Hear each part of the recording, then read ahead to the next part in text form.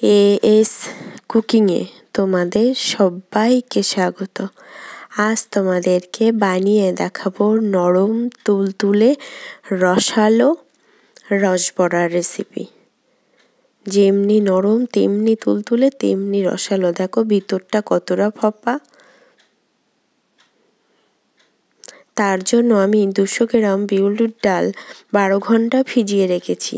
12 ঘন্টা পরে জল ঝরিয়ে সেই ডালগুলো দুবারে বেটে নেব। প্রথমে হাফ দেব মিক্সিং জারে সেই ডালগুলো, আর দেব গরম জলে আমি গুলে রেখেছি মিল্ক পাউডার আমুল।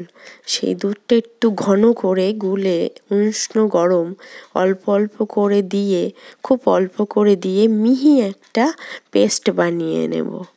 এইভাবে আমি সবগুলো পেস্ট বানিয়ে নেব অল্প দুধ দিয়ে। অন অফ করে মিক্সিং জারটা ঘুরিয়ে ঘুরিয়ে পেস্ট করলে মিহি পেস্ট হয়। এক সাইডে একটু রেখে দিলাম। এইদিকে আমি চিনি বা গুড়ের রস করে নেব। তার জন্য দেব জল পরিমাণ মতো, ঠিক 200 গ্রাম রসবড়ার মতনই করব জলটা দিয়ে 1 বাটি চিনি দেব, ওটা 100 গ্রাম চিনি দিয়ে কটা এলাচের মুখ ফাটিয়ে দেব। আর দেব 200 গ্রাম একদম খেজুরের গুড়, মৌঝোলা খেজুরের গুড় দিয়ে ওটাকে কিছুক্ষণ জাল করে নেব। এইদিকে সেই বেটে নেওয়া ব্যাটারটা বেশ হাতের সাহায্যে সুন্দর করে ফাটিয়ে নেব। এখানে যত ফেনানো ভালো হবে তত কিন্তু বড়াটা ফুলবে, ভিতরে ফাঁপা হবে। ফেনানো আমার হয়ে গেছে। একটা জলের উপরে দিলেই বোঝা যাবে, যদি ব্যাটারটা উপরে ভেসে ওঠে জানবে ফেনানো রেডি।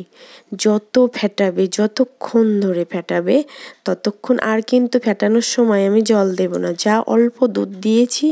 আমার 200 গ্রাম ডালে আমার লেগেছে 1 কাপ মতো দুধ। ভালো করে ফেটিয়ে নেব। এইদিকে শেষে সেই রসের বা চিনির শেষে আবার দেব একটু খেজুরের গুড়, তাহলে খুব সুন্দর গন্ধটা আসবে। এবার পরিমাণ মতো তেল গরম করে একে একে হাতের সাহায্যে আমি বড়ার আকারে দিয়ে দিলাম। দেখবে কি সুন্দর ফুলে ফুলে উপরে উঠবে এবং মোটা মোটা হবে। এইভাবে আমি একে একে বড়াগুলো ভেজে নেব। এক পিঠ লালচে হলে আর এক পিঠ খুব নরম হাতে উল্টে দেব। দেখেছো কতটা ফুলছে, ফুলকো ফুলকো ফুলে গোল গোল হয়ে নিজেরাই ঘুরে যাচ্ছে। এইভাবে আমি এপিঠ ওপিঠ লালচে করে ভেজে নেব। ভিডিওটা ভালো লাগলে অবশ্যই লাইক, শেয়ার, কমেন্ট করে জানিও কেমন হলো, আর সাবস্ক্রাইব করে পাশে থাকার অনুরোধ রইল। দেখো মুচমুচে একদম, ভিতরটা ফাঁপা হবে।